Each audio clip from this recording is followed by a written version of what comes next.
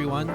Welcome to a brand new episode of the first AD of the fourth season of Good Anime Palette. Today, we're going to be going over After Dark episode 10. Going to be covering over a little revisit of an old series format that we've done a long time ago. So, without further ado, we're going to bring back good old me and good old Jason. How are you doing? That was a mouthful in the beginning. Yeah, I mean, like in the end, right? Like you just want to try and bring in like a whole new format, but of like an old favorite of the Good Anime Palette podcast. It's always a mouthful, whatever we try to say. Right. So when we were compiling our After Darks, when looking back on it, it is very obvious that After Dark 1, which is our top 10 series to recommend, is extremely popular because either you wanted to hear, very firsthand how we feel about certain series and our anime tastes, our palette, if you will. And we thought, hey, why don't we do that again? So here is another top 10 series to recommend. Now, several stipulations. The first thing is, instead of 20, or actually it was 20... Basically, it was 10, as in like 10 of yours, 10 of mine. But we do realize that we don't want to overrun too much. And at the same time, because of the way that we did our lists, there were a lot of crossovers. So some of the stuff that was on my top 10 list also appeared on yours. So just to sort of streamline the process, we're going to make it a full de facto 10, 5 of yours, 5 of mine, no crossover whatsoever. So the unique properties for you and for me. But that doesn't mean that we only watch the ones on our list. In fact, most of them, if not, we both have watched it at some point together or on our own. The other thing that we wanted to say is, I think it was 28, because it was 3 honorable mentions and 1 wild card for the previous ones. Yeah, we definitely ran quite a long time over for that one, but it still did really well. Yeah, it's very clear that, like, when it comes to top 10 lists, very, very, very popular, no matter what kind of format. Right. Now, we want to emphasize that these are top 10 series to recommend.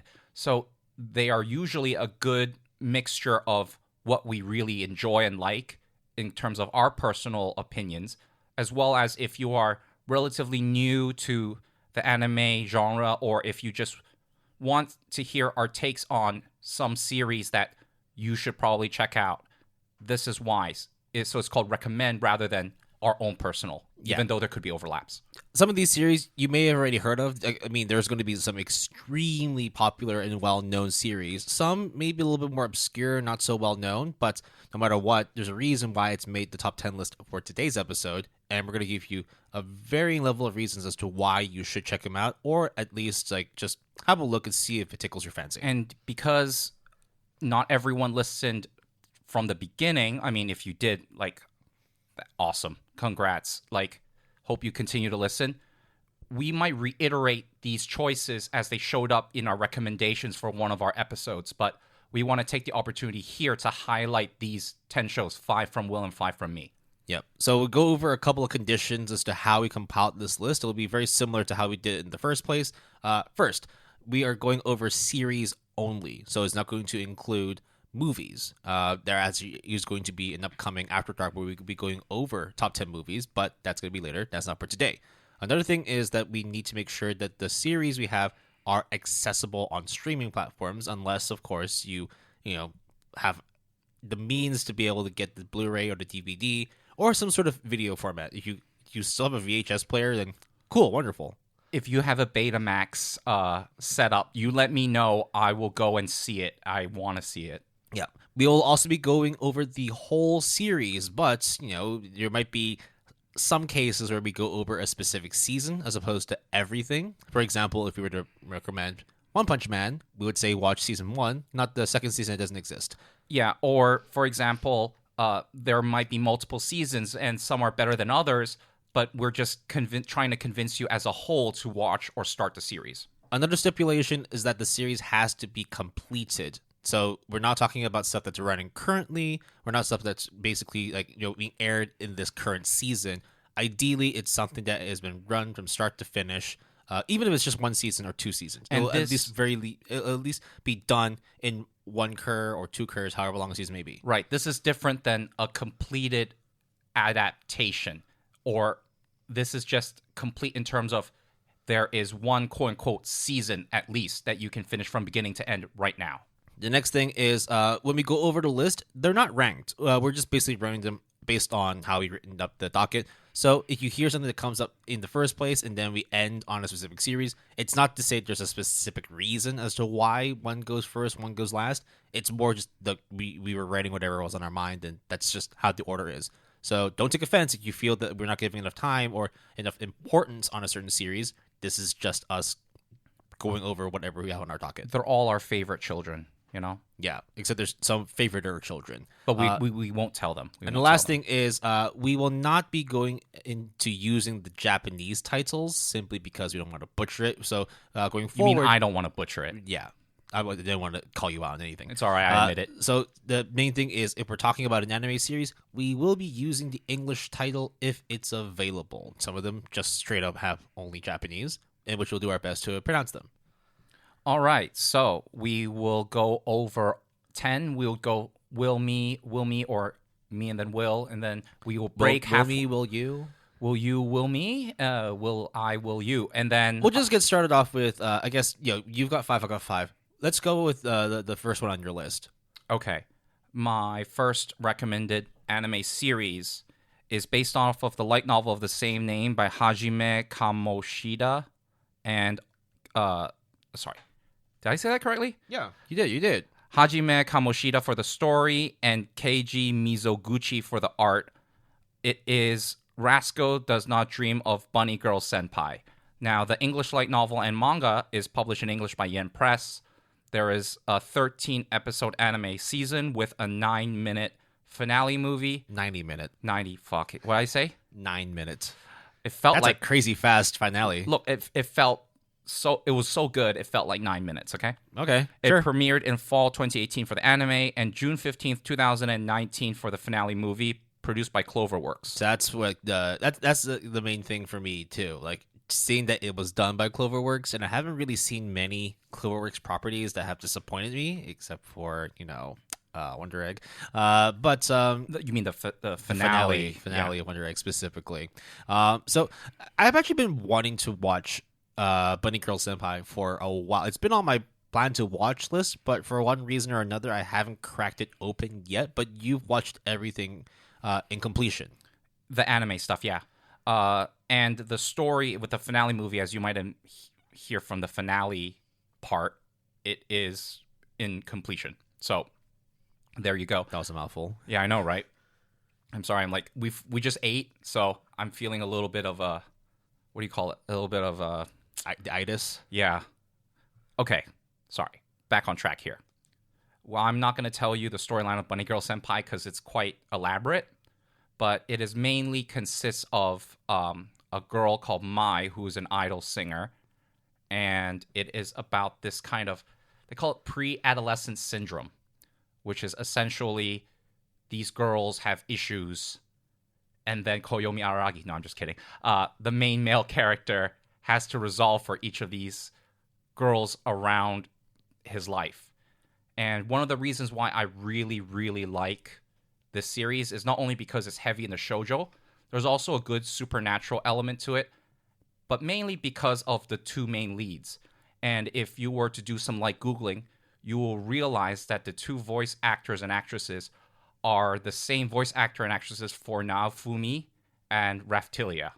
So at that time, they were starring roles in 2 series. Rest in peace, Shield Hero, by the way. Jesus Christ. It's getting fucking slaughtered on my anime list for second season. The shield isn't strong enough to withstand the attacks from all sides. So one of the things that I really like about this show is their progression in terms of how mature the characters are, in terms of dealing with things of relationship and love and dealing with mental trauma, essentially. So I mean, it's basically Monogatari, but in a different form. I don't know how else to say it. The romance between the two leads actually progress, and I thought it was really, really well done. The finale movie kind of ties literally everything together, and it is a very, very conclusive end to a show that everyone should watch, guaranteed. Yeah, I mean, as I've said, I want to watch this series, and also once I finish the series, then get into the movie. But like for me, right? Like I'm just imagine I'm like a fair weather anime fan, yeah, because I haven't gotten into watching it then too, right? Like, is there anything like specific to this where like this is an absolute must watch? Because you go over like the sort of supernatural element and the characterization of how it's kind of similar to a Monogatari story. So considering that I'm already watching Monogatari, like what do I get out of Bunny Girl Senpai? So the dialogue is not that intense. It is more conversational in nature. And really, it is the maturity of handling certain issues between everyone. I mean, there's still some iffy stuff here and there, but really what it is it is sometimes lighthearted, sometimes funny, sometimes really serious. A good mixture of different levels of severity, so to speak, in terms of inflicting upon the different characters. There's actual character development and relationship development, and it is a very crowd-pleasing show that is also really well written. And the introduction of the supernatural elements, if you could even call it that, is not that far-fetched like in Araragi's case of Monogatari with different oddities and such. So this is a very easy show to get into, for sure. And like easy enough for almost 1.5 million people. The stats for this series like really back up the hype. I mean, an 8.57 for the light novel source. The finale movie is 8.62, and the TV series is an 8.27. All those, anything above an 8 is like crazy good territory. Light novel wise, it's not the most popular, but do you feel that because it gets that visual adaptation treatment that's how the popularity spikes? I mean, 54 for popularity on my anime list for the anime adaptation. That's really amazingly high. Yeah, and obviously I think part of the reason of the anime adaptation is to drive light novel or manga sales in this case, and I'm sure the scores got a bump from the anime itself, but you don't need to read anything. Just watch and enjoy what's happening on your screen. Very nice. Okay, moving on to the first on my list. Oh, the OP for the Rascal Doesn't Dream Bunny Girl Senpai. Is it in comparison to the OP for Vivy, Fluorite Eyes Song? Oh, fuck. Nothing. That's not fair, bro. It's not like I put this first for a reason, but it just happened to be one of the first series that came to mind where it's like, yes, I've talked about it a lot before, but it's been a long time since I talked about Vivy. So, we're going to revisit this series because it's been a full year since Vivy Fluorite Eyes Song had come out. So, it debuted in spring 2021, an anime original created by Tappei Nagatsuki and Aiji Umehara. So, if anybody reads and watches ReZero, Tappei's name will be very familiar because he was the original creator and writer of it, and therefore then created Vivy Fluorite Eyes Song. So, produced by Wit Studio, which, I mean, outside of UFO Table, maybe Deeper Productions, Shaft. Hey, have you heard of this show called Attack on Titan? Not the final season because they gave it to Mappa, but do you like Attack on Titan, Will? Kinda. Have you heard of Ancient Magus Bride? I have. Yeah. I mean, that's the tree that you're going to be barking up on because you really like Ancient Magus Bride. But because you featured it in our first top 10 yes, that that's we did correct. in 81. Vinland Saga, right? Yes, absolutely. Ranking of Kings, right? Yes. So what else are you waiting for? You should watch it. Yeah. So it's been a whole year, and I feel like there hasn't really been a lot of people talking about it, which I can understand, right? Like when you finish watching something, if it's not a long-standing series, and the fact that it only lasted one cour, I can get people got their fill and then moved on to other things because there was a lot of other anime series that are happening during that. I mean, Mushoku Tensei came out at that point, right? Wonder Egg came out in that same season as well. There was a lot of good stuff to watch that at that point. But I feel that should probably get more eyes on Vivy because it's just an amazingly beautiful ridiculously emotional series. So you're saying we should go on the roof of this building and sing to high heavens the praises of Vivy Florenzi's song, right? I thought for a minute you were going to be like making a Symphogear reference there. I would always try to, but not in this case. So just to give like a very brief synopsis without spoiling anything, set in the future. And the future is run by autonomous AI. And human society has learned to live like with AI, but then not realizing the dangers that AI can pose on the human population. And lo and behold, whenever you watch anything that is slightly dystopian future, AI is gonna fucking kill you. And so, awaken a songstress by the name of Diva. She herself is an autonomous AI, but for some reason she's a little bit different from the others, mostly because she seems to be able to generate emotion, feelings, but she's an AI. She's just basically a bunch of zeros and ones. How is she able to sympathize with the humans that are in trouble, that are in despair around her? Turns out that she's been sent from the past, and that she's been contacted by someone in the future, that she needs to essentially save the world through her music, through her own eyes, and be able to bring back peace amongst the land. That is a crazy ass like fucking plot right there. You forgot the sidekick is a teddy bear. Yeah, that guy too, Matsumoto. Yes. So there are two very striking things about Vivy. First is the visuals. Jesus Christ, it is gloriously beautiful. It's not just that, but I remember very, very distinctly of knowing the pedigree of Vivy, but because it's an anime original, we couldn't know anything more. It's always hard, yeah. Right? But we knew it's the ReZero guy. But so I think even before we watched a single episode, we're like, the guy's good. We don't like ReZero, but the guy's clearly talented, right? So let's see what this is all about. And then you kind of was like, yo, we should check it out. And I really blew you off at that time. And that was when we were trying to do our seasonal coverage. And then you watched oh no, was it me or you watched the first like 10 minutes? We on or off, either one of us. And then we saw the opening scene, and right away we realized like, holy fuck, this is some crazy shit. Then the other segment, which was just mind-blowing, was the music.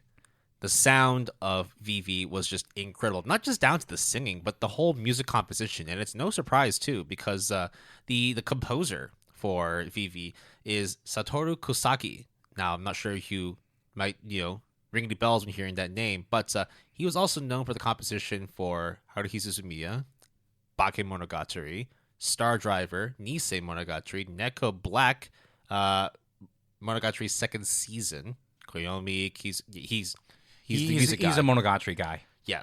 So for music, right? Oh, he also did music for Beastars, which evidently was also good too. Yeah, it's very good. So it is really hard to talk about the plot of Vivy because it is massive spoilers all over the place. But it is truly one of the more emotional stories that probably on this list of top 10s. And you have to understand that an anime original carries special importance in Will and Mai's mind, because you could easily like make or break whatever you're trying to do. Like it is incredibly easy to fuck something up, but to actually perfect it, like if I could go back in time and just give it like a 14-minute applause just after watching Vivy. Holy shit, it was just a fun even time. The recap is good.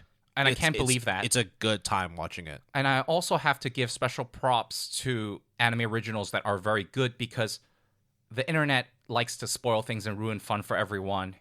And with anime originals, you literally can't do anything about spoiling something unless if people have watched it ahead of time. So you are always on the edge of your seat, not expecting what will happen next. And being at the forefront of that is like playing Dark Souls, when all the secrets and all the strategies have not been, released yet, and it is just such a good show. Also got to give, a special shout out to Atsumi Tanezaki, who did the voice acting for Vivy, because damn, that was a wonderful performance.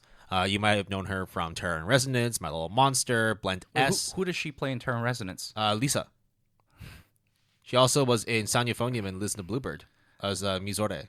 Oh, okay. And Ancient Magus Bride as Chise Hattori. Oh, yo. And she was Ryo Futaba from Rascal. Yeah, why are you doing this to me? I'm just falling in love with this person more and more and more. Guess what? She's also voice acting in a very, very, very super popular anime that just ended its first season. Mm-hmm. She voices Anya Forger. Right. So what else is there to stop you from watch it? Vivy's great. She's also Snow White with the red hair. No, wait, is she? I mean, wait, can you double check that? She's probably in there, but she was also no, Anya. Yeah, she's Anya Forger. She's Anya Forger. Yeah, she was also not your Forger. She was sorry, she was also I made a mistake. She was also Arisa Uatani from Fruits Basket, and Satowa Hozuki from Sons of Life. Okay, well, okay, so we're gonna stop gushing over this, but it is a very good science fiction tale. It is in its completed tale. As in, from beginning to end, it tells a whole conclusive story, which is not that common nowadays, to be honest. Doesn't leave any cliffhangers at the end, and like very rarely do anime series like properly give a good ending. This is like once you've ended, it's like you've just watched a very, very long movie, conclusive ending. Can't give any more praises. If you are down to watch Vivy, you will not be disappointed. All right. So then, my next recommendation will be, again with the science fiction, and again with an anime original. It is ID Invaded, which premiered in winter 2020, produced by Studio Naz, with a mouse score of 7.85, rank 801, and popularity 630. I think that score is apt. I think it's pretty perfect there, because like any higher than like I'm pretty sure more people would have already watched it. The stats aren't like bad at all, to be fair. I mean, 300,000 people on Mal. That's a lot of people who are already following, if at least actively following. There might be some piece of like passive followers, but ID Invaded, I watched with you, I think.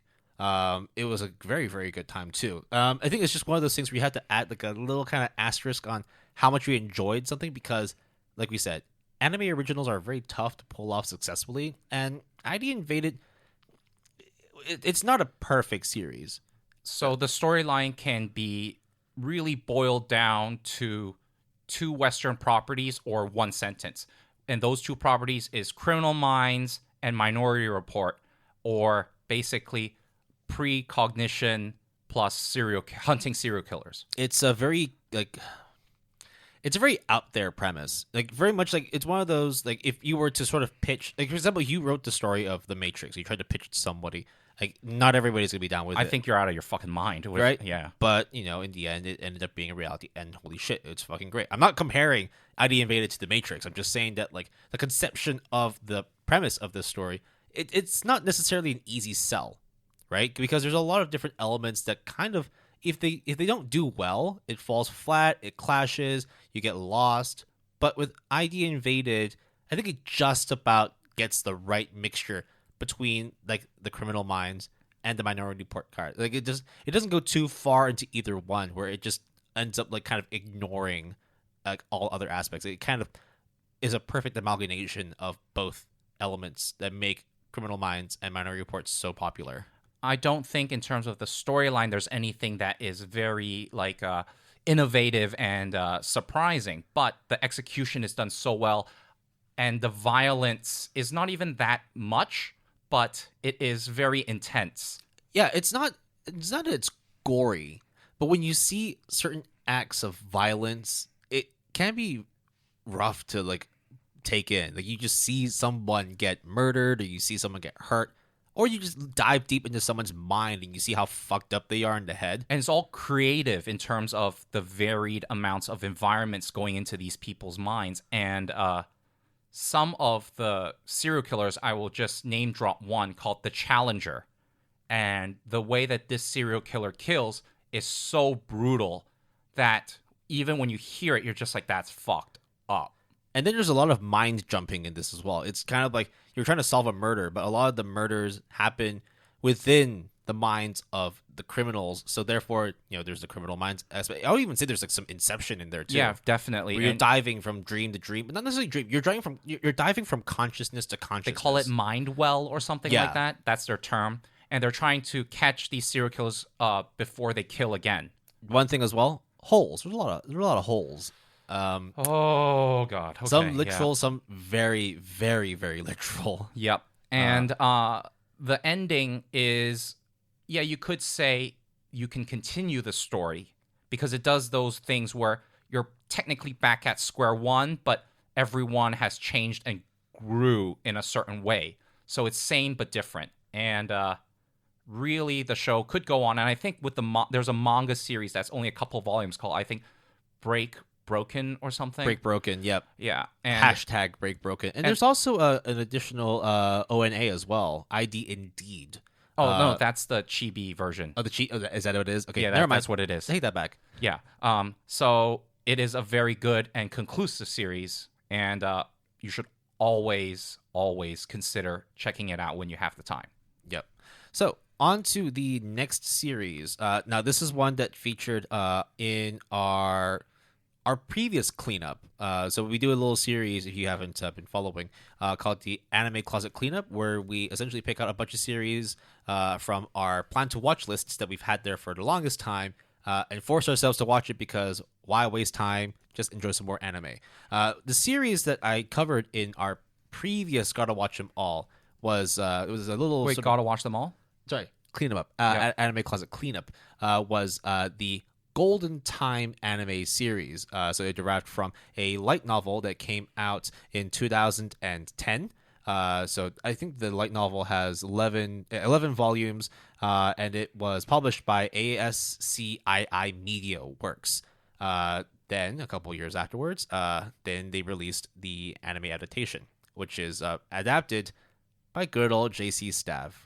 They might not be perfect in terms of doing action anime, but when it comes to romance, comedy, slapstick, slice of life, good old JC Staff doesn't really seem to fail. So JC Staff is this big, huge studio that has been there since the dawn of time. I mean, I would consider other similar studios in terms of legacy, like Sunrise. Would you say like Leiden Films, kind of, right? I would IG, Production IG. IG, yeah. So JC Staff has done a myriad of work, some egregious, like One Punch Man Season 2, and some that I really adore, like a certain scientific railgun. And they have a lot of shows that you may not realize is done by JC Staff, because when you look at their other works, it's just different, inconsistent quality. But Golden Time has always stood the test of time. Yep. So Golden Time, the anime adaptation, aired in fall of 2013. This one is a 2-cour adaptation, so 24 episodes total. It is a romance comedy, and look, if you ever heard me talk about my favorite anime, the stuff I usually watch, I mean, dude, like I spent the previous episode talking about how much I like Bastard, and that's far from a rom-com, but...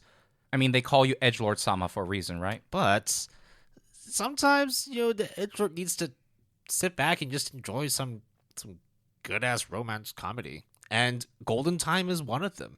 So Golden Time is, again, nothing too special in terms of its premise. There's a main character who experiences retrograde amnesia, which means that he's essentially lost all memories prior to a specific accident that happened to him, but somehow finds himself being enrolled in a law school in Tokyo.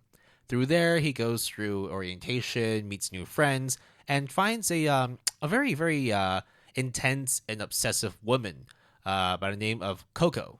She is a childhood friend slash former lover of a classmate that he befriended on his first day. And the more he spends time with Coco, the more he learns about her, he starts finding that he's starting to get a little closer and starting to fall in love with her.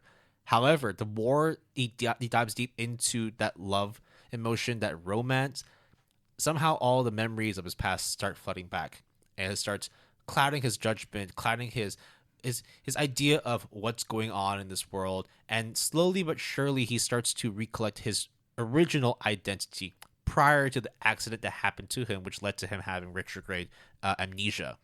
Now, not a crazy premise, but like with ID Invaded, it's about the execution. And what I liked about Golden Time was that the characters are very well written. Despite one or two characters which I felt that kind of got shafted, like it's like one of those, like any slice of life or any rom com, you have like a main sort of two characters slash couple, and then there would be like side characters, side couples. Do you remember our discussion about Golden Time back then? And Something we about used the cake and all sound that, of a right? cake. Yeah. Do you want me to reiterate that? No, Okay. we don't have that much time. Right. unfortunately. Exactly. But kind of alluding to that, the thing that I liked about Golden Time is that the central focus of the two main characters in this story, extremely well done, very heartfelt, emotional, at times depressing. However, of course, there are also side characters in this story, which they do kind of cover. I kind of wish they would give them a little more spotlight because they didn't really have a very long story fleshed out. But that aside, I think that the whole Golden Time series, there's like really good funny moments, but you kind of never know how the story is going to end because of all the twists and turns. And even though you think that this is the way the story is supposed to end, all of a sudden it's just curveball after curveball after curveball, and it's very much like playing into the ailments that the main character Banri, his name is Matsuo Banri or just Banri, that he goes through, where he's just, is this the reality that I live in, or is this the reality I live in? Does he want to continue building a new present and future, or does he want to fall back to his past and let that become his reality? Because he would then have to give up and sacrifice certain things, and that's the kind of crosswalk that he's at. He doesn't necessarily know if one or the other is the right decision. Both could be wrong, and it's those kinds of like, dual dilemmas that I really really like about Golden Time. I rarely ever say that about rom-coms, but this one was like I was like very very invested in. Yeah, and I have it on my plan to watch list forever, and then Will got it for his cleanup. So I was like, okay, yeah, let's see how you think. And Will was so elated by the series that I was like, maybe I was gushing. Yeah, Right? really. Not I mean like not since My Little Monster was I gushing over a rom-com. Yeah, and I think that should speak volumes in of itself for sure. I will ask you though, so it's two curse, 24 episodes. When the last episode finishes, is it a full story? Yes. Okay. It's pretty much like a full story. Like I think that even if there was anything, because I don't know like if it like adapts the full level or the full manga, but like in of itself, the 24 episodes, if you just watch that, you will have a good Golden Time experience. Yeah, not all of the series that we're recommending today, it just so happens a lot of them are anime originals or have conclusive ends, is always a good thing. Sometimes a lot of series ceremoniously end, but that doesn't mean they're bad as well. Yeah, it's not like a sudden ending or like a, hey, maybe there might be more after this. No, it's like you watch it, you're good. This is as good an experience as you'll get, and you'll be happy with it. Before we head to our break, I will talk about Horimiya, which is based off of the manga of the same name by Daisuke Hagiwara, who did the art, and Hiro, who did the story. It is a retelling of a 4-koma manga panel, Hori-san and To Miyamura-kun. And then there was a web series for ONA. What you really need to worry about is, or care about, is the Winter 2021 series produced by Cloverworks. Hey! Yeah, there's a lot of Cloverworks on this list. Yeah, I know, right? It's almost like they're a really good studio. Who would have figured, right? Yeah, so Horimiya is a portmanteau of the two main characters, Hori-san and Miyamura-kun. Not bad. And it has their life are polar opposites because when they're at school, Hori is this very outgoing, cute, smart girl, and Miyamura is essentially the drab, emo, depressed-looking guy with glasses and like long hair, whatnot. But then it turns out that Hori, when school ends, she actually has to go home and care and cook and do all the housework. So the impression that she has at school and versus her actual impression of who she really is at home are polar opposites. Similarly, Miyamura looks like this guy who just looks so dreary and always wears long sleeve clothes even though it's in the middle of summer. But it turns out after school, he pull his hair back because that's how it works. He takes off his glasses because that's how that works. And he also has tattoos and piercings and is just this guy that is super different than when he's at school. He's hot as fuck, basically. Best boy. Like, dude, there's no way that the guy's not attractive. Now, one thing that you brought up after you finished watching it was that the manga series ended last year. That's correct, yeah. And the anime adaptation is essentially an adaptation of the whole manga series. Right. In a way. Yes. Right? So there's like 15, 16 volumes of the manga, which is already out now, and you can buy them like on Bookwalker or whatever, and it's published by Yen Press. The issue I have with the manga is that the whole middle chunk or bits and pieces of it are all just slice of life stuff, because when you go for 16 volumes with any rom-com, you have this difficulty of how do you sustain this drama, this love, this relationship progression. Easy. You add some incest into it. That's how you get Domestic Girlfriend. Yeah, that's how you get Domestic Girlfriend. But really, like, you add in slice of life, I guess. And those are all pretty funny and very well, like, it fleshes out all the characters. But it's hard to do, like, 3-4 seasons of that. Exactly. Right? So what they did was they literally took all the quote-unquote important milestones, and then the last episode of the 2021 anime series is literally the last chapter of the manga. So you see all the basically the best ofs, and the day-to-day, if you really want to look into it, which I recommend you to, it's slice of life stuff. Do you think that basically condensing all of the manga into one season of anime was a smart decision, or was it a necessary decision? Both. Because all the slice of life stuff is good, but it's not what a lot of people would be expecting. So with Hori-san and Miyamura, the important part is they both saw each other with their, I guess, quote-unquote alter egos comparatively to school. So then they both bonded, and then they both decide to keep each other's secret from everyone else. And eventually, as you might expect, love is involved.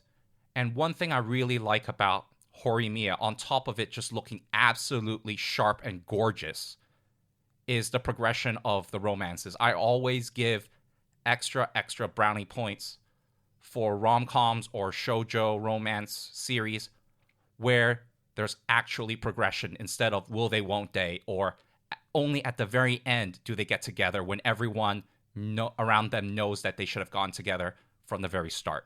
So I remember when you were watching it too, like even like from the first episode, you were gushing, not just from like how beautiful it was, but because you already knew what happened in the manga, but just to still see it again in anime form whilst knowing what the story was going through, you just like sung high praises. Yeah, the whole time. I gave it my favorite manga of that, favorite manga and anime like overall for the JP finale. I think that one season. So pretty damn good, right? It's very, very good. You don't need to watch. You don't need to read the manga, but you watch this one season, and you're golden. You're good. I mean, look, a Mal score of 8.21, ranked 322, popularity near top 100. It's 111. Over 1 million people following it on my anime list. Yeah, but the manga source is 8.45, popularity 14. Yeah, that should tell you something about Horimiya. Very, very popular, but I mean, and again, similar to Vivy, only came out like a year ago. Yeah. So it's definitely like if you weren't watching it that season, hey, there's still time for you to catch up on it now. Amazing opening as well. Which OP. actually for me, I only watched the first episode. I haven't watched the last 12. It's fine, but like it is a really, really good time. And what I'll do is I'll finish reading the Metal Monster manga first, and then maybe get back to. I'm still ahead of you in that, by the way. Yeah, you are. You absolutely are. So that is my recommendation, Horimiya. So that's like the first 5, right? So we got in order, I suppose. Bunny Girl Senpai. Then we got Vivy Fluorite Eyes Song. ID Invaded. We also got Golden Time, and then we just ended on Horimiya. So we are going to take a break, and then when we come back, we will go over our final 5 that we're going to recommend. Will, is there anything you want to say before we head off to the break? Oh, the next 5 that we're going to talk about, like just like the first 5, like there's some curveballs in there. I know there's one in there that you're going to be talking about that it's like, who would have thought that you'd be recommending this? But yeah, we're going to take a quick break, come back, and then we'll go over more anime as usual. Catch y'all later.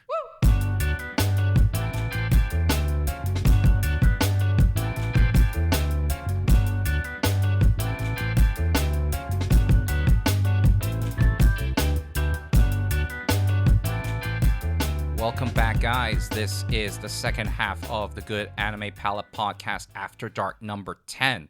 We just went over 5 of another top 10 anime series we want to recommend to all of you guys. I am Jason. Will is over here. That was a really short break, huh? I think because we want to just keep the momentum. We talked about some 5 really, really good. It's just that's why I like doing these top 10 lists, because yes, we have talked about them before, but it's nice to just get an extra 8 to 10 minutes talking about why we like the series, why we want the others to listen to the series. It's not just our initial thoughts. It's we've had time to watch the process and give back a more refined kind of review of the series, and hopefully turn more people into fans of the series that we talk about. Yeah, and we mentioned it early on in the beginning of the first half that some of these picks are super, super obvious and super, super popular. So mentioning it might be kind of well, what are you doing? It's kind of it's not helpful. But if it could help one person, all you have to do is just donate 10 minutes of your time, Will, and call this number, and an anime series will ship to your door. All the anime producers and animators. Did you know just 10 minutes of your time can feed 5 anime directors? Dude, that's fucked up. That is so fucked up, but also somewhat accurate, I guess. I mean, look, the more we get people watching this stuff, the more popularity it gets, the more they'll be able to, get bigger budgets to work with, hopefully. I mean, how many times have we... have you or I have pushed the other person to watch something to the point where the guy is like, fine, I'll do it, so shut the fuck up. And then you're like, oh, wow. I mean, I'm still waiting for myself to start watching Jormungand, so maybe one day. But before we even get into talking about why I'm still not watching Jormungand, we still got 5 more series to recommend to the listeners. So we're going to kick off the second half with my next recommendation, Recreators. So... we've actually listed quite a few anime originals. I don't think this is the only original left on this recommendations list. So, Recreators is, as mentioned, a 2-cour anime original produced by Studio Troika, and it premiered 5 years ago, back in spring 2017. So, this was a lot of stuff I learned about the series after watching it, or even during watching it, because I didn't know who the creator of Recreators was until I saw a very familiar name, Rei Hirore, who is the creator of one of my favorite series of all time, Black Lagoon. So no surprise, not only did he create the story, he also created the concept and the character designs of Recreators. Now, Recreators is it's a parody anime. Yes, yeah. It's just straight up taking all the tropes that you've come to know from every little series, from fantasy, from dystopia, from magic girls to mechas. It's great, and it is what we call a reverse isekai as well, because for those who don't know, isekai, people get transported or teleported to another world. This is the reverse, where those people from those worlds come into our modern everyday life. Yep. So to give a plot synopsis, the main character, his name is Shota Mizushino, young high school student and a huge fucking weeb, just like us, except that he's got a talent.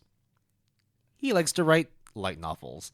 That's something that you and I are never going to do, unfortunately. But one time when he's watching his favorite anime, which was an adaptation of a mecha light novel. I'm going to try my best to pronounce it. Elemental Symphony of Vogelchevalier. What? It is Vogelchevalier. Vogelchevalier. Sorry if we butcher it. Sorry. I mean, it's also a made-up name. I'm sorry. It's going to be fucked up.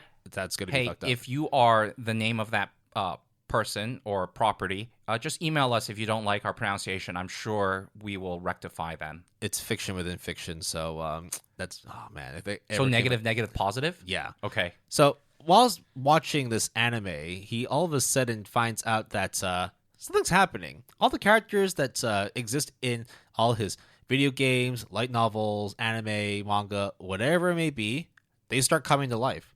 So then you have a mysterious warrior princess by the name of Celicia. You have you got a lot of characters. You got Altair, which is a Assassin's Creed. Kinda. She's like a world destroyer, basically.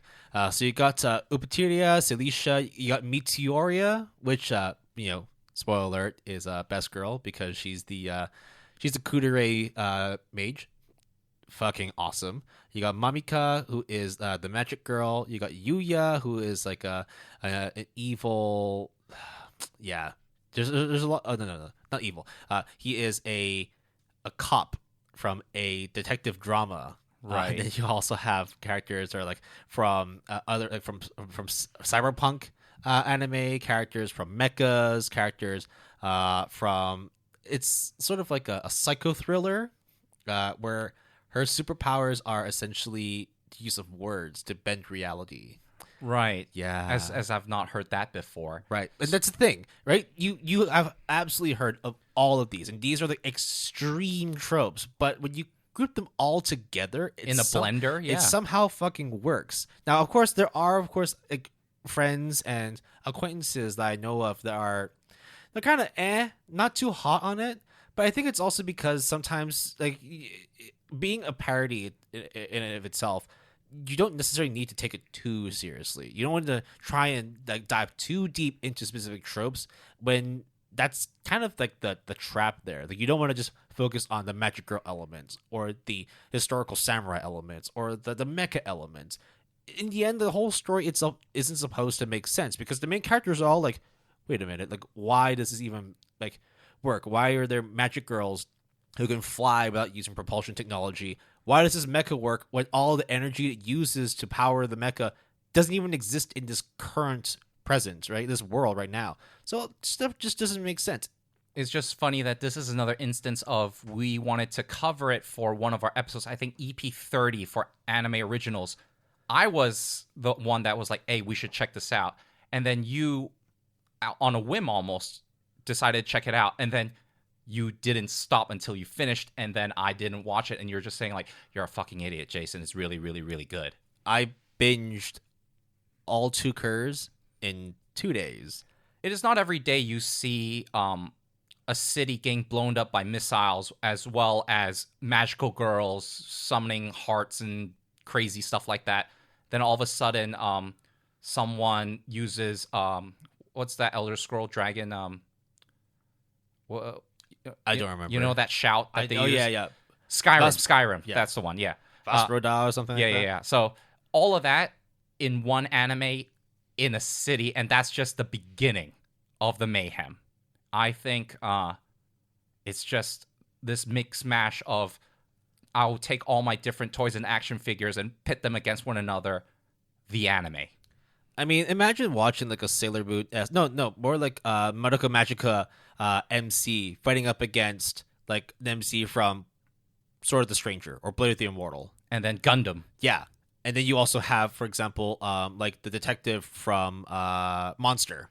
Right. And they're all fucking like destroying each other on this kind of Super Smash Brothers-esque kind of battlefield. Yeah, that's actually very accurate. Smash Brothers-esque, yeah. It's amazing. It's so good. I know that people were kind of irked by the ending, but I thought that it was the way it should have ended anyway. I'm not going to go into it, but like you watch from start to finish, you will not be disappointed. Trust me. So there, if you could, without going into spoilers, there is sort of consensus from a certain subsect of people that the ending, they kind of botched it, right?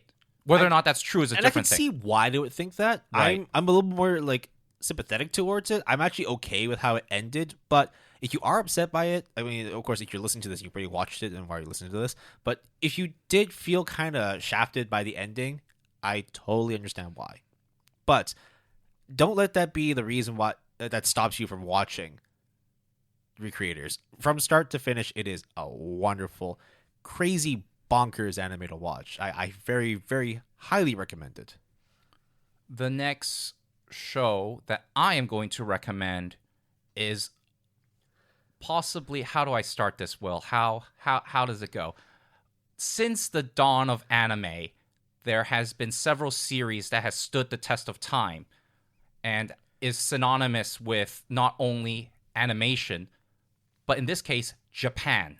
And, whenever there are, of course, series of that era, it was always, featuring constant battles between good and evil. And, crime doesn't really sleep. So at night, the heroes come out to fight evil under the moonlight. You fucking... God, I fucking hate you. I just realized what you did. You fucking...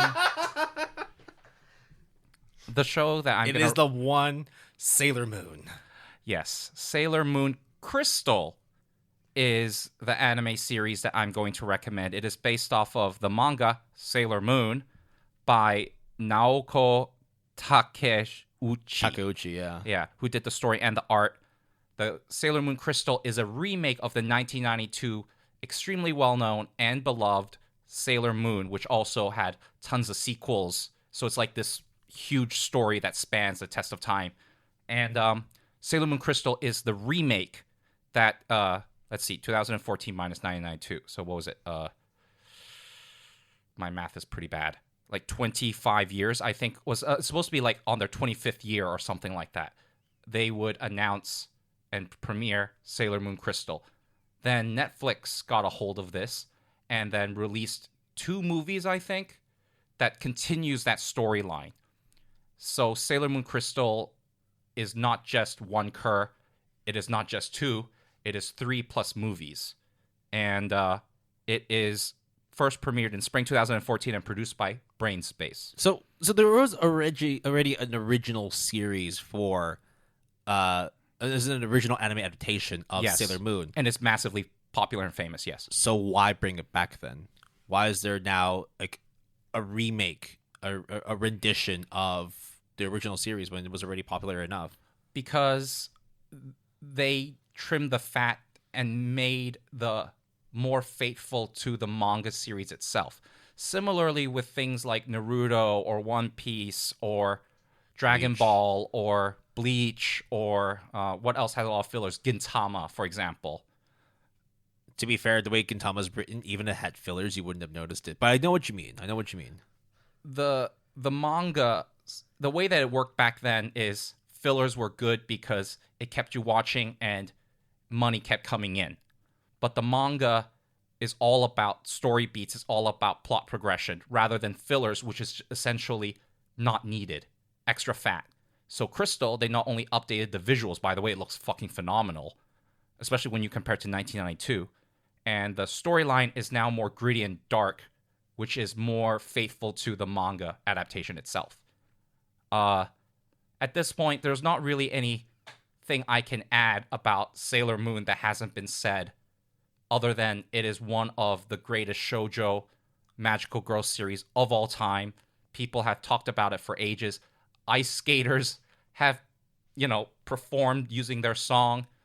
I would say what's the Moonlight? The song in English, I think is also very good. It's super iconic, and if you watched it as a kid, and you're kind of wanted to see a new side of it, or you're trying to introduce Sailor Moon to someone, and they go, "Oh my god!" But it's like so old, it's so ancient, it's so girly. Well, guess what? Sailor Moon Crystal has all those elements, but also is for audience of the modern era. It's so good. And then right on time too. Like next year, I think they'll be releasing a new Sailor Moon Crystal movie, right? Eternal R or something like that. Cosmos, yeah. Eternal, the movie came out last year. Oh, okay. So that one did come out. So as you said, right? 3 seasons plus 2 movies, and then the movies are released in parts or something like that. Yeah, and if you want to read the original manga, Viz Media licensed it. So there's just no excuse to not know Sailor Moon when you talk about anime. And when you decide to watch it, then you'll know why this is probably one of the greatest OG series of all time in the history of anime. Not to mention, you also have the amazing Chiaki Kon directing it too, so it's in safe hands. Yep, right? It's a good time for sure. There's a lot. Now the first season is 2 curs, 24 episodes, and then they called it a season 3, which is another 13, so total of 39 plus all the movies and whatever. The first 2 seasons, they're kind of trying to find their footing, but season 3 onwards is really when it takes off and really becomes what everyone loves as Sailor Moon. So check it out. All right. On to the next series. Now, this was a series that Jason actually put me on. And now, as a follower of anime, I feel like it's also now my turn to spread the gospel of said series. It is a anime series based on a seinen manga written and illustrated by Masao Otake between, I think, the years of 2010 through to 2020. So a 10-year run of 19 volumes, and it then got an anime adaptation in April 2018 by the studio Feel. With a period. I did not know that. I only just saw that too. Yeah. The anime in question is Hinamatsuri. So Hinamatsuri is a very it's a weird as fuck anime series. Yeah. Because much in the way that we talk about recreators and a lot of shit doesn't really make sense. Much in the way we talk about JoJo and doesn't really make sense. Hinamatsuri is just balls to the wall insanity in each episode. So it follows the main character of Yoshifumi Nita, who is a sort of like kind of general level yakuza in Japan.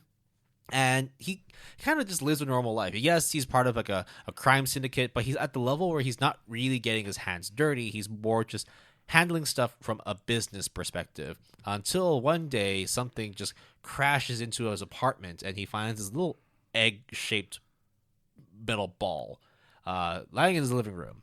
Doesn't really know much to do about it. Oh, no, and by the way, the egg-shaped ball is huge. Yeah.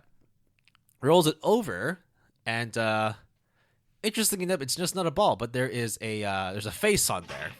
Yeah. Just a little girl's face. And this girl is the titular heroine, Hina, from Hinamatsuri.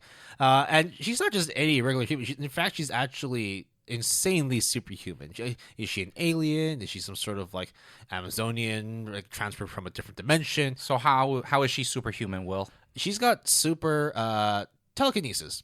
She knows how to be able to control stuff with her mind, be able to essentially control things with the flick of her hand. But because she's also dense as fuck, she kind of just destroys Wings it. Yeah, it's just like, oh, I'm gonna wash these plates, and it's just smashing up the whole kitchen. And then Nita's just like, oh, fuck, okay, go outside.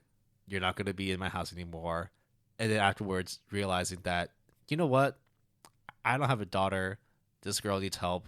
She can't live on her own, even though she's super powerful. It's actually more trouble to keep her off the streets than it is to keep her in the house. So might as well just let her stay in my house. And she also has this very, very like weird obsession with salmon roe eggs. Ikura? Yeah, ikura. Yeah. So like whenever he takes her out for dinner, I just want ikura, and not just like on like some sushi or but no, it's like literally a full bowl of ikura, and that's all she'll eat. Doesn't like she'll eat other stuff, but this is like the thing that like if you want her to do something for you, this is how you trade in. And then how you get her favor. You add in other alien or future people similar to the time period where Hina came from. You add in some weird yakuzas that are side characters. You also add in the third female character that is immensely important, who is Hina's classmate at school. Hitomi. Yeah. Hitomi. There's a lot of like slapstick, but also lowbrow / highbrow comedy. And I don't think there was an episode where I wasn't just like grinning the whole time, because it was just fun. There was just a lot of shit that was like very like, oh wow, this episode's real as fuck. And then there's some episodes where like, this is extremely stupid. I love it. Yeah, it got really emotional at one point, right? Yeah, And because after all, it's like you still look at these people and you're like, despite the superpowers you have, you can still be vulnerable as fuck.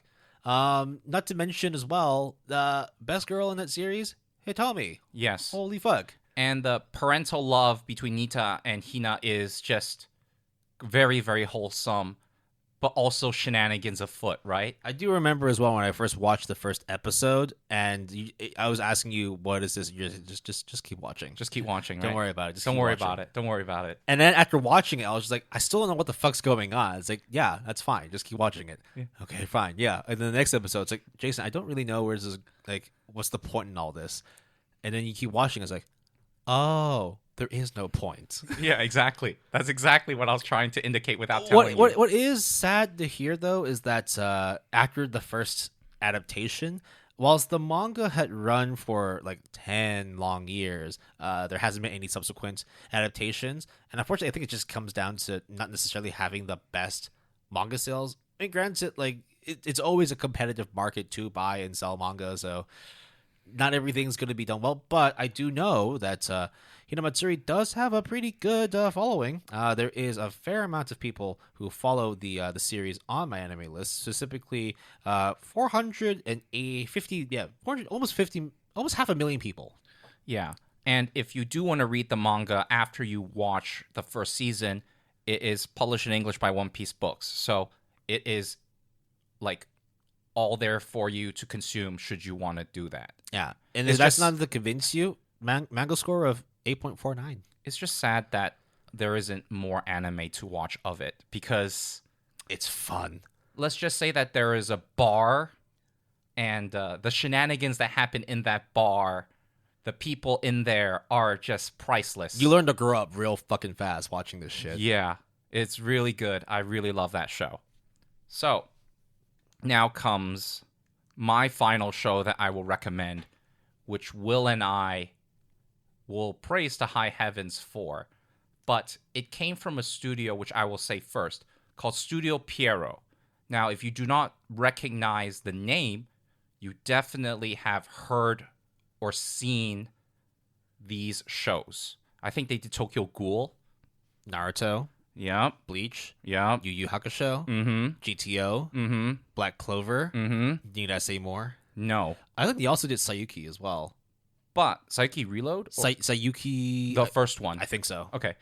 But the show that I'm going to talk about is also an anime original, and it came out in fall 2020. It is Akudama Drive. Now, Akudama Drive is a cyberpunk anime, and I love cyberpunk. In addition to that, the character designer is done by the Danganronpa people. So if you're familiar with that game series, their looks are quite distinct.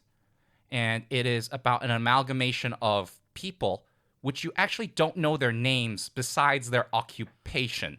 And it's very fitting as well because the series itself, the original series script, drew inspiration from Reservoir Dogs, which is also a series of people who are supposed to do something, but they don't reveal their real names, just for Colors, occupation. right? Yes. Mr. Blue, Mr. Pink, Mr. Brown. So But here it's courier for the guy who does deliveries, swindler who's our main female character. And you actually, I think her name under the credits is either swindler / protagonist. or ordinary person. Or ordinary person. Well, not so ordinary later on. Then you have the doctor, you have cutthroat, hacker, brawler, and later on hoodlum. And that's exactly as advertised in terms of the archetype that they belong to. And they live in this dystopian cyberpunk future where if you commit a crime, it is like game over for you. And they heavily publicize like wanted posters, and if you find them, you kill them.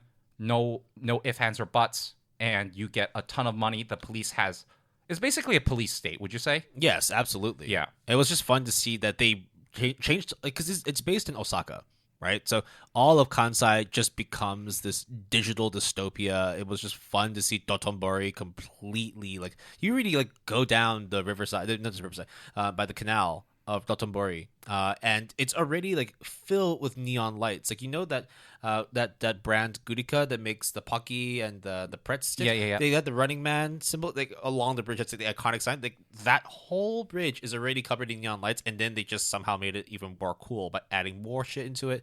And aesthetically, it's mwah. I had no idea Pierre could do that.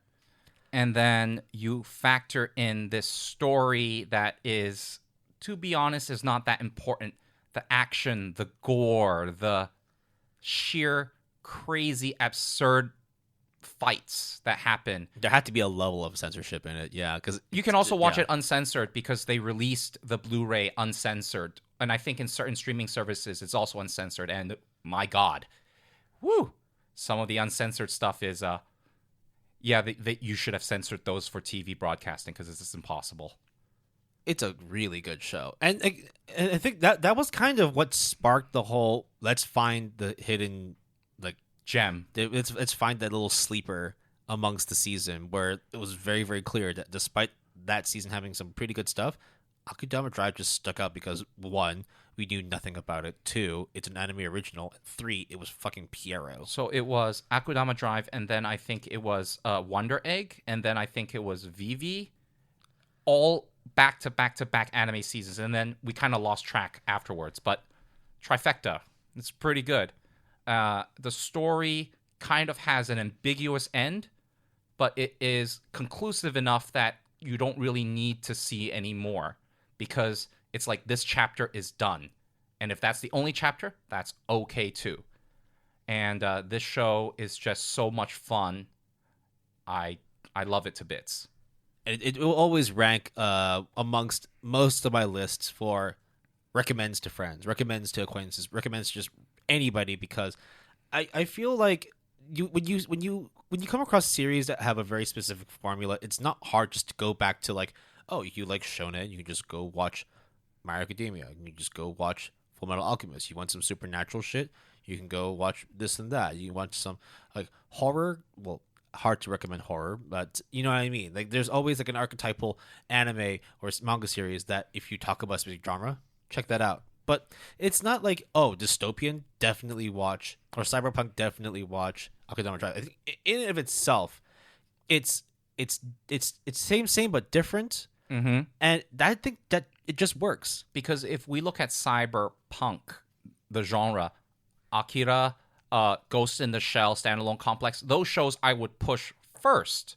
But if you want something a little bit different, or if you want to give a recommendation or see something that you can't just Google and the first thing that will pop up. And it's just one cur. Akudama Drive is one hell of a roller coaster ride. And it's such a good show that almost I would rank it higher than it's quote-unquote supposed to be, just because I want more people to talk about it. I want more people to see it. Yeah, funny enough, I think when we last left it off, it was like a 7.8. But now looking at the scores, it's dropped down to 7.67, 7.62, which is strange. Yeah, but... Yeah. But at the same time, I can understand. It might not be everyone's cup of tea. Now it's up to us to convince you, no, you should drink the tea. It's a really, drink really the Kool-Aid. Yeah, dude, check it out. It's a fun time. You will not be disappointed about Akudama Drive. On to the final recommendation. Now, this one is also an anime that I talked about several episodes ago, and it's also an anime original. It is a Japanese science fiction anime produced by Madhouse. Damn. When was the last time anybody heard anything from Madhouse? Well, actually, right now... Overlord right now. Outside of Overlord, are they doing anything else? Yeah, they did Sunny Boy. That's right, they did Sunny Boy. Yeah. They're also doing another anime airing, though they got announced. Anyways, yeah, go on. Yeah. So, this was an anime series that debuted back in 2017. No, sorry, 2007. So we're talking 15 years ago. I am talking about Coil, a circle of children, also known as Dennou Coil. Now, this was a series that's... The only reason why I picked it up was because, 1, it popped up on my my Netflix feed, and 2, about a week or 2 prior to this going on to Netflix, Jason had watched a series that was done by the same creator, Orbital Children. Yes, and I guess as part of that deal to make this show, The Orbital Children, for Netflix, I guess they also picked up the license for Dennou Coil. And long story short, Orbital Children was just okay, whereas Dennou Coil is, according to Will, like really, really good. It's good. Now, sorry. Now, it does come with some caveats. The good side of it is because it's focused on augmented reality. Now, remember, this is done in 2007, 15 years ago. So this is like way before VR, way before social media was really a thing, way before anything technological had fully kicked off on a social level, outside of just accessing the internet and using. Like, do you remember the first iterations of YouTube in the mid 2000s and how shit it was? Well, at the time it wasn't. It was amazing back then. But yes. But now you think back 15 years, like, wow, we've come a real long way. That's when it was like in 360p. Yeah. So the thing here that is, right, now this is an anime that was produced in 2007. The year in the anime is set in 2026, so it's only 4 years off of where we are. But at that time, the concept of using widespread AR technology was pretty much a thing. I mean, it was only like a couple years after Dennou Coil came out that we got the Google Glass. Oh, rest in peace. Yeah, that shit was sucked. So they live in a world where children, mostly children, use this AR technology called the Dennou Megane, which are cyber glasses that allows for you to be able to superimpose information from the Dennou world or the cyber world and manipulate the real world. So you can use it to be able to graffiti walls. You can use it to add additional security to locks. You can also use it to create virtual pets. Except that, you know, when you so Neopets. Exactly. Actually, some of the pets in there are very kind of weird and gross.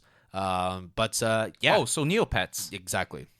It's you basically, like, you can essentially create a pet and it exists, but only within that specific reality. But because this is such a widely used technology that the children who use it don't really see the world as it is anymore. They just continue to see stuff through the lenses, through the glasses, and they just don't remember a time when taking off the glasses was a thing. Right. So they didn't get jacked out of the Matrix. No. They stayed in the Matrix. They've been staying in the Matrix ever since they were born. Now, I haven't watched a single episode other than knowing the premise. So do they have like rehabilitation for these people, or yes? So they actually like what happens that. Is because, like, for example, they get so used to it that all of a sudden, like, because you're always tapped in, they're always susceptible to malware, to internet attacks as well. Yeah, and that's why I love this creator, because this guy, when he did Dennou Coil, it was literally his baby. He wrote, created, directed, produced, did everything.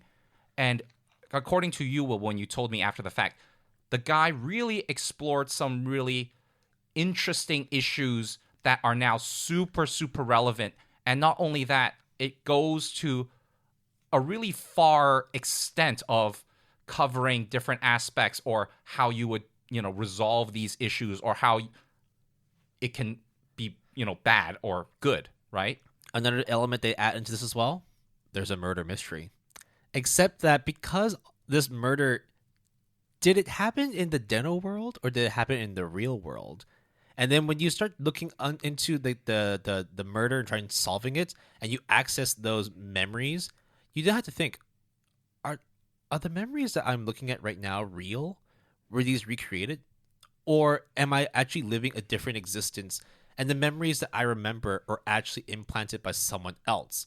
And therefore, everything I see is based on a created reality as opposed to like an actual augmented reality, as opposed to what, like, IRL. Right. And the children then have and this is like the thing that can be confusing at times, because these kids are 10. They're in 4th grade, but they're handling some really, really heavy shit. And that's why, like, I always compare this to watching Digimon. Because Digimon is also just kid adventurers who are dealing with augmented reality, like digital monsters, but those digital monsters also have like some real depressive episodes in terms of what it actually means to exist, even though they are just digital beings and don't like exist outside of the digital world. Similar in Dennou Coil, everything you see is real, but that just depends on what lens you put on when you look at this reality. Because for them, the Dennou world, the augmented reality world, is their life. It is their world because they've never lived life without those glasses before. So they're willing to take it off and try to operate normally. It just doesn't comprehend for them. Is it like akin to, well, and we're going to date ourselves here. Is it akin to growing up in a time when the internet didn't exist and we had to go to places like the library to actually do stuff, whereas nowadays they would just look at what is a library. Oh, it's that place where I go to go on the internet and go on my iPad and hang out with my friends when it's raining outside. There was a time when I was talking to a computer programmer, and he was like, he had been programming for like 40 years. So basically, whenever he had any issues in building a script or creating a website, he would actually have to go to his little his library, go to his the bookshelf, pull out that specific programming language manual, open up a specific page, look for whatever he's trying to solve, learn it, go back, apply it, doesn't work, okay, go back to the next book. Now, Google. You just Google that shit. And then Control-C, Control-V. Oh, you wanted to go find your place. You want to go from point A to point B? You better buy a map, or you better print out all these instructions. I mean, you remember, I remember back in the day when I was trying to go place to place, and I was helping my dad find directions. I had a whole stack of MapQuest directions. Yeah, I remember. Now it's Google Maps. Hey, do you remember GeoCities? Yeah, dude. Do you remember ICQ? Yeah. AIM? This is them. This is the world they live in now, where they have all these quote unquote modern day conveniences, but it also brings modern day problems. And unfortunately, because they're 10 years old, they have no fucking clue how to deal with it. It's just one of those anime series, or even just series in general, where it's yes, it is aimed for children, but they're also making this under the assumption that the children who are watching these are smarter than you think. And it's, you were dealing with some pretty heavy stuff when watching Pokemon, watching Digimon, even Sailor Moon. Sailor Moon had some pretty heavy shit that kids had to deal with as well. I mean, I have to say that back then, cartoons or anime were way more intense and way more complex in terms of its themes than nowadays. But yeah, I very much understand that sentiment and that notion for sure. My question would then be, do you think watching it now, the questions or dilemmas or issues that Dennou Coil poses to the viewers is extra relevant nowadays? Absolutely. It's just in a different skin. Is he a prophet, the creator? I wouldn't say a prophet, but I think it's the issues that we had seen with regards to technology, especially when it comes to augmented reality, virtual reality. It's not that different from what the vision of the world was in the Matrix. Right. In the end, whenever technological advances come, there's always going to be an adverse effect of what happens when the technology grows beyond our control. What about the old versus the young? Does that play a factor? That does too. Because in the end, it's more just who uses social media the most right nowadays? Who uses more modern day technologies the most? It's the younger generation. It's the Gen Zs, the millennials, and soon to be Generation Alphas. Did you say Alpha or something? No, just Alpha. Oh, okay. Generation Alpha, because original Alpha never existed, right? That's right. We didn't have Omicron. I think God damn it, Jesus Christ! Yeah, it's crazy. It's weird as hell. But that's the generation that's not going to be every time I talk to my parents about technology stuff, it's imagine now kids when they try and write and their handwriting is shit because they haven't used a pen before. All they ever did is just swipe. Just type on their keyboards and stuff. I mean, handwriting nowadays looks so egregious that I would even say my handwriting is considered quote unquote normal to me. Oh, you got good handwriting, yeah. Yeah, to me that's bewildering to me.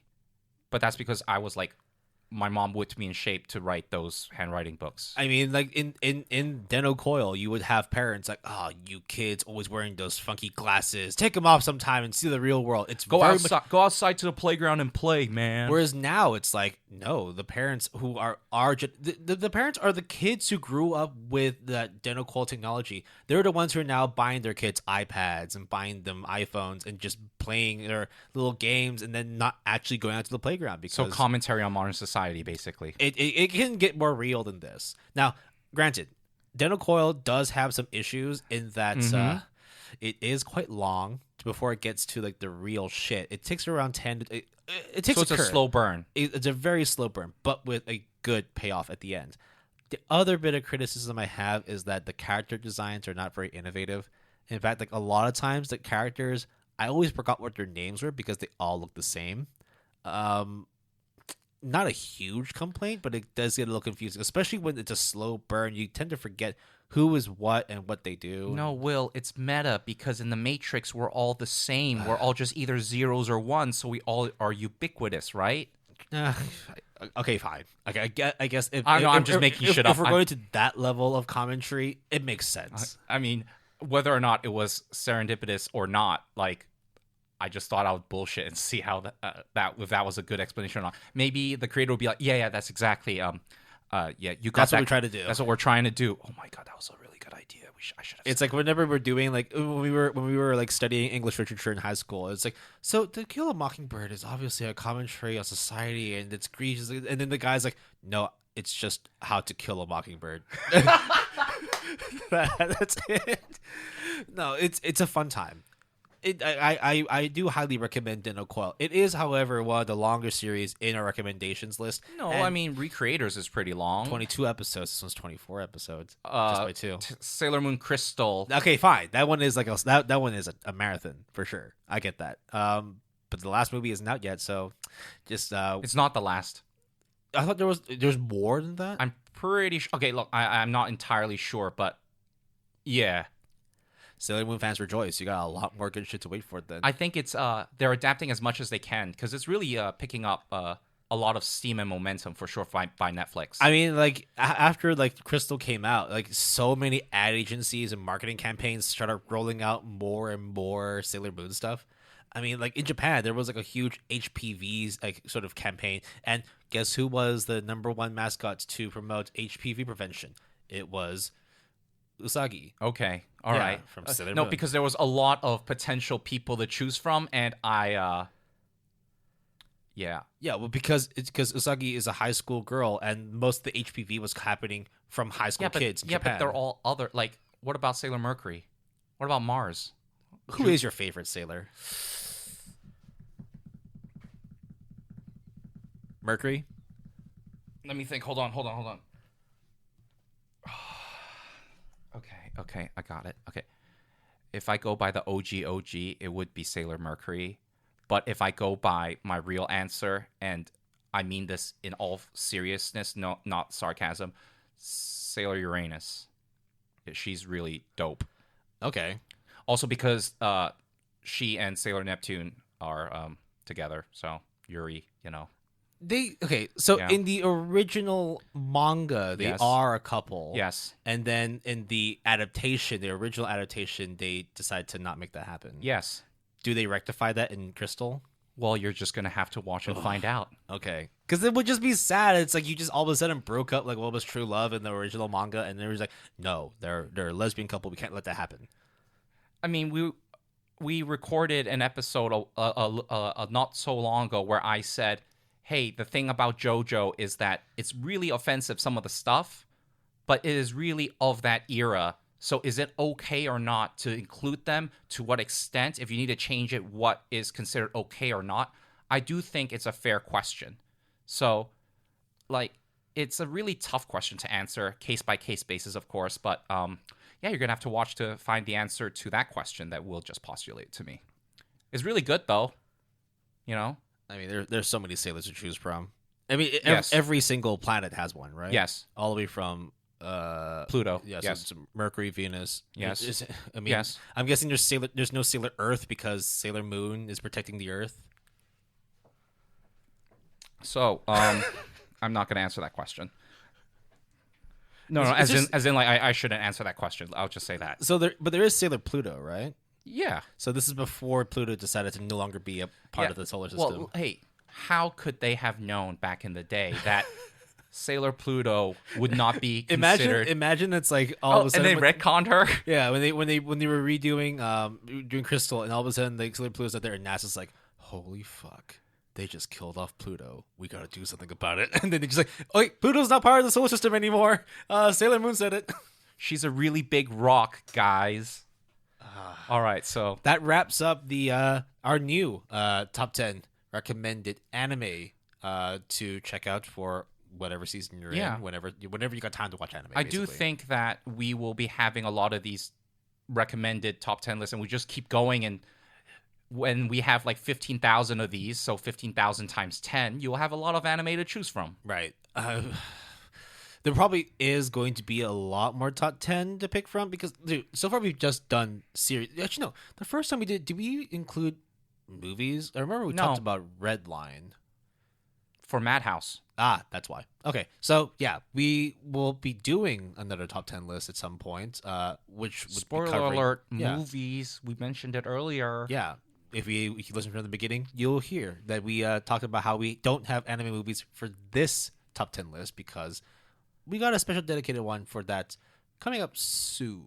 So stay tuned for more After Dark series. Technically, episodes. I broke that rule kind of with the Rascal Bunny Girl Senpai finale movie. I mean, it's the same with like Sailor Moon, right? It's also got movies too at the end. Yeah, so I'm the one who breaks all the rules. But it doesn't matter because it's got anime seasons. That's so it's fine. It's completely fine. Do you know what's always good, Will? Is that you can always reach us through our email, gapalette.com. That's GAPALETTE @gmail.com.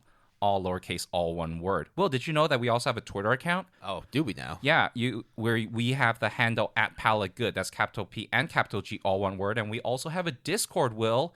Everyone, if you want to, which you should, join our Discord. We'll chat, we'll chill. Let us know, good, bad, whatever. We just want to hear from you guys. We also have a website. You should check it out, www.goodanimepalette.com, all lowercase, all one word. Okay, I make sure I'm not going to butcher this. Music credits for this episode. Our intro music is It's Always You by Rambutan. Our break music is Salamanca by Sarah the Illstrumentalist. And our outro music is Golden Rules by Luax. You can support the music artists we feature by listening to them on Spotify, Apple Music, or other various music listening platforms. And our royalty-free music was provided by Epidemic Sound. If you're interested, you can sign up using our referral link in the show description to get a whole 10% discount on your first 12 months, as well as having the first 30 days of your subscription for free. Now, that's a good deal. I ever heard one. Terms and conditions apply. So that wraps up this episode. It's rather short compared to our other After Darks, but I think we're trying our best to make each episode as digestible and concise, but also equally.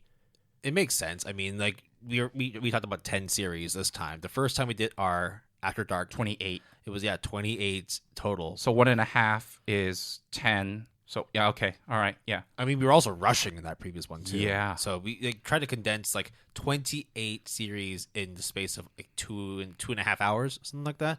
This is a lot more palatable for people. So we will continue to do these kinds of top 10 lists whenever we release them. You'll just have to stay tuned and keep finding out when we're going to be dropping a new After Dark episode detailing top 10 lists of movies, anime, themes, characters, maybe even best girls and waifus, who knows? And if you are not aware yet, after the week after this After Dark comes out, after number 10, it will be episode number 39, which is something that a lot of people look forward to. Our seasonal premiere episode this time, summer 2022, is on the chopping block. Will it survive? Will it not? You gotta listen to find out. Yeah, by the time this comes out, hopefully you would be like knee-deep in some good old summer premiere anime, and if not, hurry the fuck up because we're going to be talking about it, and I hope we don't spoil anything for you. No, we won't. But how about this? You watch one of these shows that we recommended today, and by the time you hear our seasonal premiere episode for summer, then you'll be like, oh, then I should check these shows out because Will and Jason recommended this show. So, hot tip, don't watch Made in Abyss Season 2. We're just gonna end like that? Yeah, you just ended like that. Yeah, what are we doing? Okay, all right, catch y'all later.